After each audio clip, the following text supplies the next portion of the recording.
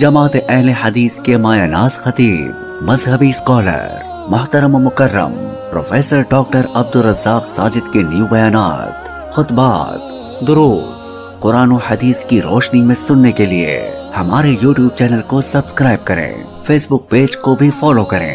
بارک اللہ فیکم۔ نحمده ونصلي على رسوله الكريم واشهد ان لا اله الا الله وحده لا شريك له واشهد ان محمدا عبده ورسوله صلى الله عليه وسلم۔ اعوذ بالله السميع العليم من الشيطان الرجيم۔ يا أيها الذين آمنوا قوا أنفسكم وأهليكم نارا۔ قال النبي صلى الله عليه وسلم كلكم راع وكلكم مسؤول عن رعيته۔ روک سکتے ہو تو روکو، روک سکتے ہو تو روکو، بارش کی ان پہلی بوندوں کو، کچی مٹی تو مہکے گی، یہ ہے اس کی مجبوری۔ ناظرین، اولاد اور والدین کا رشتہ ایک عظیم اور لازوال رشتہ ہے۔ اس کی بنیادیں جہاں محبت، پیار اور اخلاص میں بڑی گہری ہوتی ہیں، وہیں اس رشتے کا تقاضا ہے کہ دونوں کے درمیان تربیت کے پہلو کو کبھی بھی نظر انداز نہ کیا جائے، کیونکہ تربیت کا یہ پہلو اولاد کا بنیادی حق ہے،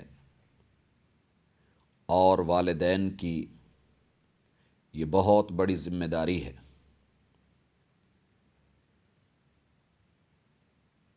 ماں کو اللہ نے ممتا سے نوازا ہے، اور والد کو اللہ رب العزت نے پیار، محبت اور شفقت سے مالا مال فرمایا ہے۔ دنیا کے اندر اولاد کی محبت ایک فطری محبت ہے جو انسان کے اندر سے اٹھتی ہے۔ دنیا میں کوئی ماں باپ یہ برداشت نہیں کرتا کہ اس کی اولاد کہیں گڑھے میں گرے، دریا نہر کھالے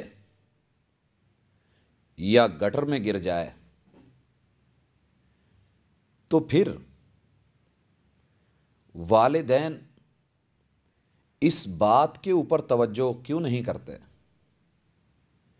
کہ ان کی اولاد کہیں جہنم کے گڑھوں میں تو نہیں گر رہی؟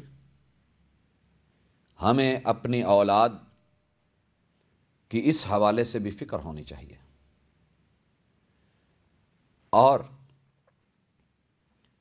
اس حقیقت کو تسلیم کیے بغیر چارہ نہیں ہے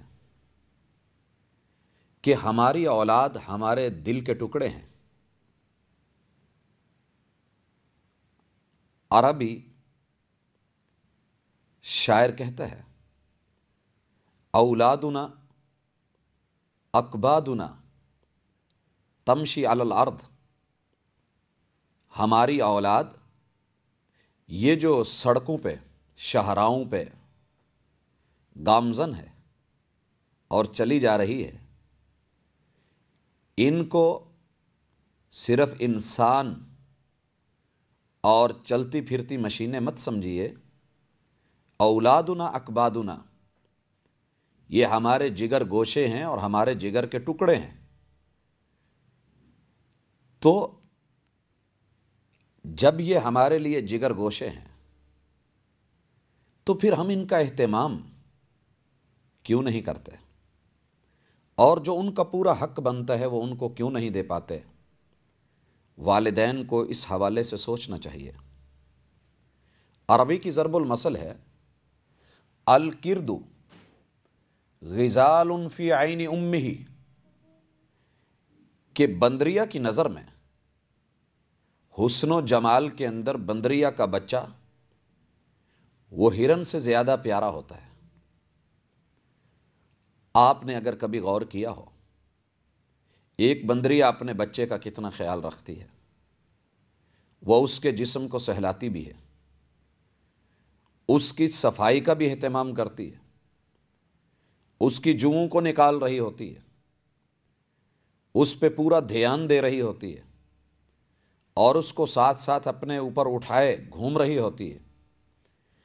تو کیا ہم اپنے بچوں کو اتنی بھی اہمیت نہیں دے سکیں گے اس دنیا کی مصروفیات میں اور مادی زندگی کی دوڑ میں؟ ہم اپنی اولاد کو وہ ویلیو بھی نہیں دے سکیں گے جو ایک جنگل کے اندر بندریا اپنے بچے کو دے دیتی ہے؟ اگر ہم نے پرواہ نہ کی تو یقین کیجئے اور بھی شاید کوئی ان کی پرواہ نہیں کرے گا۔ اگر ہم چاہتے ہیں کہ اللہ تعالی ہمارے معاملات کی اصلاح فرمائے، ہمارا کل بہتر بنائے، تو ہمیں کل کی نوجوان نسل اور آج کی نرسری اس کو پوری توجہ دینی ہوگی۔ ناظرین، یہ بھی حقیقت ہے کہ اولاد انسان کے لیے نعمت کبریٰ ہے، اور اللہ کی نعمتوں کی زکوٰۃ اس کا شکر ہوتا ہے۔ اس کے لیے زکوٰۃ النعم المعروف، اللہ کی نعمتوں کی زکوٰۃ یہ ہے، اور اس کا شکریہ یہ ہے کہ انسان نیکی میں آگے بڑھ جائے، اچھائی اور بھلائی میں سبقت لے جائے۔ تو ہمیں اپنی اولاد کی زکوٰۃ دینی ہے، رب کی بہت بڑی نعمت ہے، اور اس کی زکوٰۃ یہ ہے کہ ہم اس کو صالح بنا دیں، مصلح بنا دیں، اور اس کے بہتر مستقبل کے لیے اس کے آج کو اچھا کر دیں۔ یقیناً آج کا اچھا بچہ یہی کل کا اچھا نوجوان ہوگا، اور کل کا بہترین نوجوان پرسوں کا بہترین باپ بن سکتا ہے۔ یہی مثال آپ بچیوں میں لے لیں۔ آج کی اچھی بچی، تربیت یافتہ بچی، کل کی بہترین جوان ہوگی، اور کل کی نوجوان پرسوں کی اچھی ماں ہوگی۔ اگر ہم آئندہ دنوں میں اپنے معاشرے کو اچھے ماں باپ سے نوازنا چاہتے ہیں اور ان کو بہترین سٹیج پہ دیکھنا چاہتے ہیں، تو ہمیں اس معاملے کو ڈیلے نہیں کرنا ہوگا، اس کی آج ہی خبر لینی ہوگی اور اسے ابھی سے سٹارٹ کرنا ہوگا۔ لہٰذا ہماری یہ ملاقات جو کہ اطفال کی تربیت کے حوالے سے، بچوں کی اصلاح کے حوالے سے ہے، اس میں چند نکات مد نظر رہیں۔ تربیت کی طرف قدم اٹھائیے، ضرور اٹھائیے، لیکن سب سے پہلی بنیاد یہ ہے کہ تربیت کرنے والے کو خود بھی تربیت یافتہ ہونا چاہیے۔ جو شخص خود تربیت سے محروم ہوگا،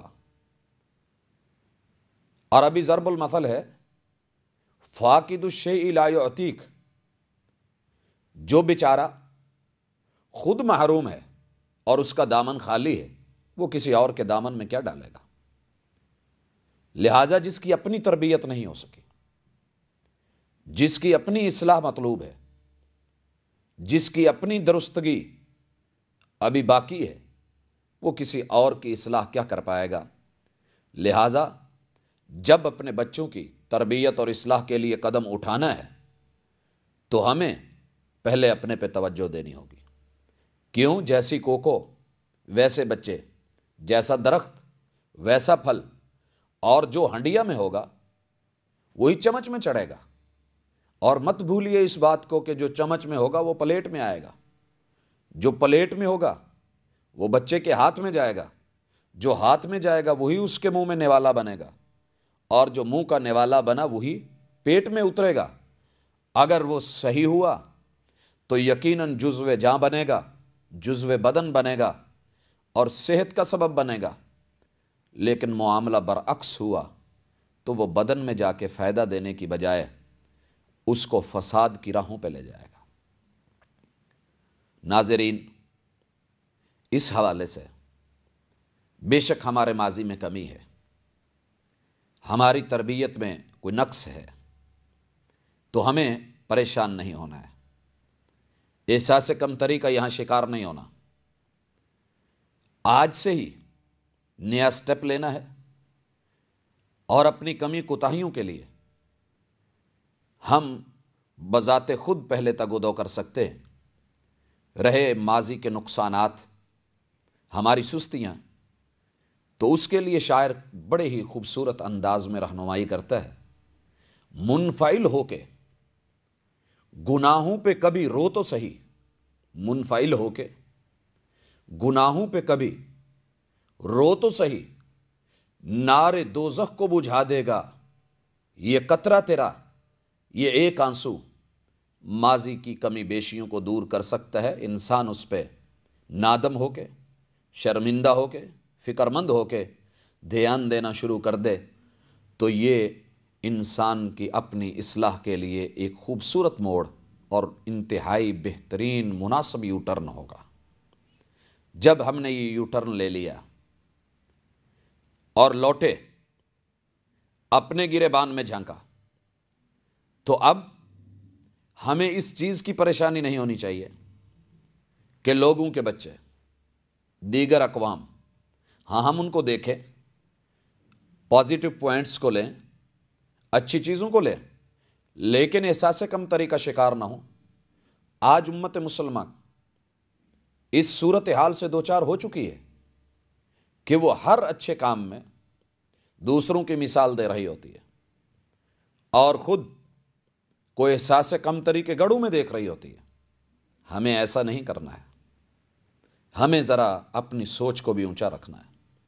میں اکثر سنتا ہوں، احباب مثال دیتے ہیں کہ جاپان کا پرزہ بڑا قیمتی ہوتا ہے اور مارکیٹ ویلیو بھی کچھ ایسی ہی ہے، صحیح بات ہے، لیکن میں کہنا چاہوں گا کیا وجہ ہے کہ جاپان کا پرزہ تو قیمتی ہے، مسلمان محنت کرے تو اس کا بچہ قیمتی نہیں ہو سکتا؟ اور پھر مثال دی جاتی ہے کہ جاپان میں جب بچہ پیدا ہوتا ہے تو پیدا ہونے کے ساتھ اس کی عمر 9 ماہ یا 1 سال ہوتی ہے۔ بھائی تو کیا کریں؟ جی ہم تو بہت لیٹ سوچتے ہیں۔ نہیں، ہم نے کبھی سوچا ہی نہیں کہ ہم امت ہونے کے ناطے مسلمان ہیں، اور ہمارے اسلام نے، ہمارے دین نے، ہماری شریعت مطہرہ نے، آسمان سے ہماری رہنمائی نے، اللہ رب العزت نے، ہمارے اوپر اترنے والے احکام نے، ہماری رہنمائی اس کا آغاز بچے کی پیدائش سے نہیں کیا، اور تربیت کی سوچ اس کے بولنے کے بعد نہیں سوچی ہے، وہاں سے نہیں لی ہے، بلکہ یہ تو اس کے تانے بانے بہت دور تک پھیلے ہوئے ہیں، اور اس کا آغاز تو بہت پہلے ہو چکا ہے، لیکن صرف ہماری شاید سینس کام نہیں کر رہی ہوتی۔ دیکھیے، میں توجہ دلاؤں گا اور مثال بھی دینا چاہ رہا ہوں۔ ہماری شریعت نے ایک بچے کی اصلاح اور اس کی تربیت، اس کی بہتری کے لیے یہ پیدائش کے وقت نہیں سوچا، پیدائش کا مرحلہ تو ابھی بہت دور ہے، عالم جنین کا مرحلہ تو ابھی بہت دور تھا، اور والدین کے وصال، ان کے ملنے کی باتیں ابھی شاید تصور سے بالاتر تھیں، اور کسی نے یہ نہیں سوچا ہوگا کہ اس جوڑے کی شادی ہوگی یا یہ آپس میں میاں بیوی اور شوہر بن کے لائف گزاریں گے۔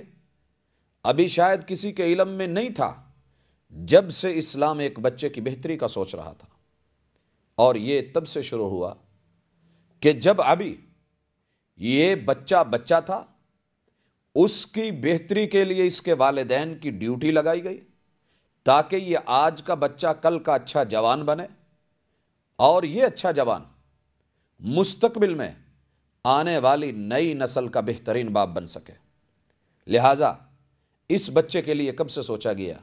جب محمد الرسول اللہ صلی اللہ علیہ وسلم نے یہ حکم دیا، یا معشر الشباب من استطاع منکم الباءۃ فلیتزوج، اے جوانوں کا گروہ، اے نوجوانوں کی جماعت، تم میں سے جس میں ہمت ہو وہ اپنی اس آب حیات کو اور اس نسل کو آگے بڑھانے کے لیے اللہ نے جو صلاحیت انسان میں ودیت کی ہے، آپ اس کا جائز اور صحیح استعمال کرتے ہوئے شادیوں کی راہوں کو اپنائیں۔ یہ اس کی تربیت کرنا، زنا سے ہٹا کے، غلط کاریوں سے، فحاشیوں سے اٹھا کے اس کو شادی کے عفت والے نظام سے منسلک کر دینا، یہ دراصل اولاد مستقبل کے بچوں کی تربیت اور ان کی بہتری کی سوچ ہے، تاکہ یہ بچہ کل کوڑے کے ڈھیر میں نہیں جائے، ہسپتالوں کے باہر پڑے ہوئے ڈرموں میں نہیں جائے، یا کسی گروہ اور تنظیم کی طرف سے یا ویلفیئر سوسائٹی کی طرف سے باندھے گئے جھولوں کے اندر نہیں ڈالا جائے، بلکہ اس کو ہاتھوں ہاتھ لیا جائے، اور جس گود میں اس نے جنم لیا ہے اسی گود میں سر رکھا ہوا ہو تو اس کی موت ہے۔ اسلام نے بہت ہی خوبصورتی کے ساتھ تب سے سوچا۔ اب نوجوان جب شادی کے لیے اپنے لیے بیوی کا انتخاب کرنے چلا ہے تو شریعت نے اس کے جو اوصاف بتائے، تنکح المرأۃ لاربع، کوئی مال کو دیکھے، کوئی حسن و جمال کو دیکھے، کوئی حسب و نسب کو دیکھے، کوئی دین اور اس کی ڈیلنگ خالق اور مخلوق سے معاملے کی کیفیت کو دیکھے۔